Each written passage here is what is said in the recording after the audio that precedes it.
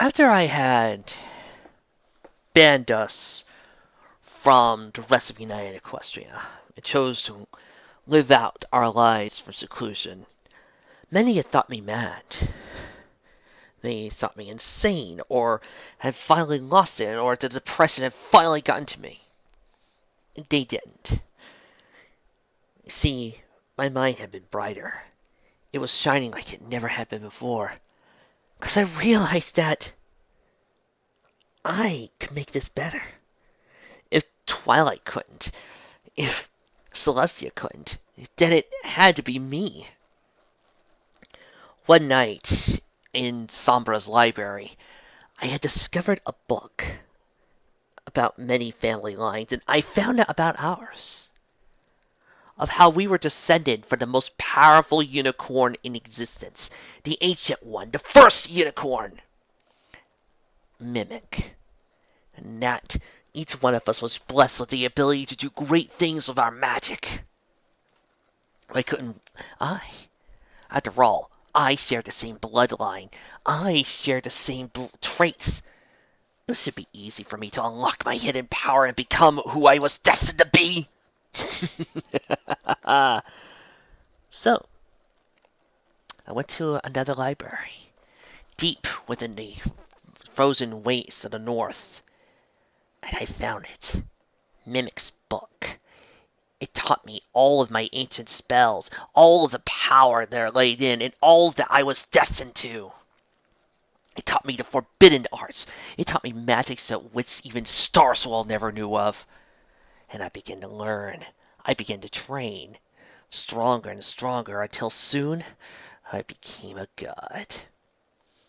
After much training, I decided to head home. No, not back to the Crystal Empire, but back to Canterlot. I wanted to apologize for our succession. I went to Grand Ruler and bowed before him.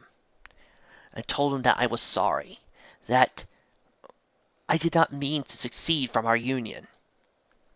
He calmly accepted.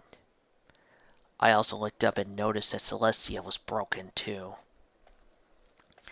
The disappearance of Luna was the final straw in her back.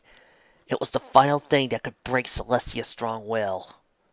And there she was, the once mighty princess now broken before me.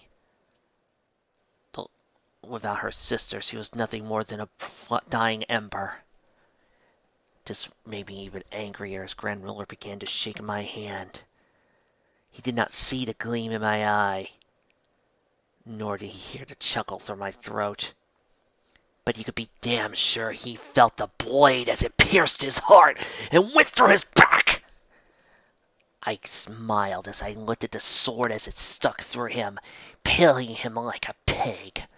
I could still see his still beating heart on the lance of my blade, dripping blood as it oozed down on the simmering sword. When I removed the blade from his dead corpse, I sliced across his chest, and then I grabbed his horns. Fake though they were, I ripped the Trihorn crown from his head, before finally just blowing his wings apart. With his corpse still dead, Celestia looked up. She barely had a chance to fight or strike back as I decapitated her. I stood there before the crowd, before the throne, saying only this: the king and queen are dead. Long live the Dark King. After that, that was when we entered Utopia.